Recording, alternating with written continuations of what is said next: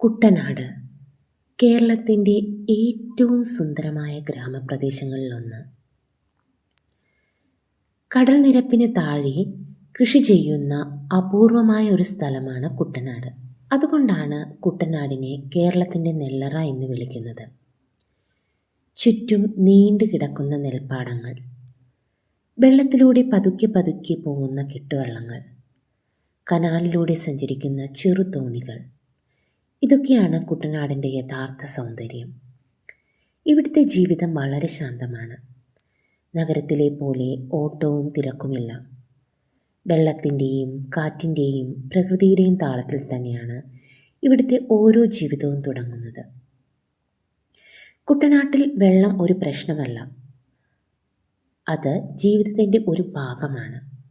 വെള്ളത്തോടൊപ്പം ജീവിക്കാനും വെള്ളത്തെ നിയന്ത്രിക്കാനും ഇവിടുത്തെ കർഷകർ പണ്ടേ പഠിച്ചവരാണ്.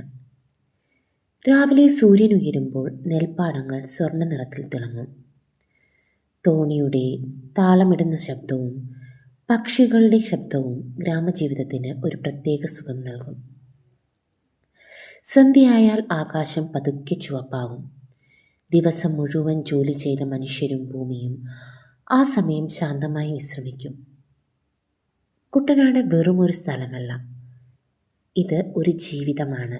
ലളിതമായ, സ്നേഹമുള്ള, പ്രകൃതിയോട് ചേർന്നൊരു ജീവിതം. കുട്ടനാടിൻ്റെ വീടുകളുടെ മുന്നിലൂടെ വെള്ളമൊഴുകുന്നു.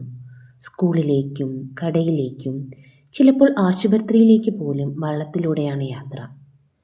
പുലർച്ചെ വള്ളം തുഴഞ്ഞു പോകുന്ന മത്സ്യത്തൊഴിലാളികളുടെ ശബ്ദം, അടുക്കളയിൽ നിന്നുയരുന്ന ചായയുടെ മണം, നെൽവയലുകളിൽ പറക്കുന്ന പക്ഷികളുടെ ചിറകടിച്ച ശബ്ദവും ഒക്കെ ചേർന്നതാണ് കുട്ടനാടിൻ്റെ പ്രഭാതം. പ്രളയങ്ങൾ കുട്ടനാടിനെ പലതവണ പരീക്ഷിച്ചിട്ടുണ്ട്. എന്നാലും ഓരോ തവണയും ഈ നാട് കൂടുതൽ ശക്തമായി തിരിച്ചു വരികയാണ്. വെള്ളം പിൻവാങ്ങുമ്പോൾ മണ്ണിൽ വീണ്ടും നെല്ല് വളരുന്നു. കുട്ടനാട് വെള്ളത്തോട് പൊരുത്തപ്പെട്ട മനുഷ്യരുടെ അതിജീവനത്തിൻ്റെ കഥയാണ്. ഒരിക്കലെങ്കിലും ഈ നാട് സ്വന്തം കണ്ണുകൊണ്ട് കാണണം, സ്വന്തം മനസ്സോടെ അനുഭവിക്കണം.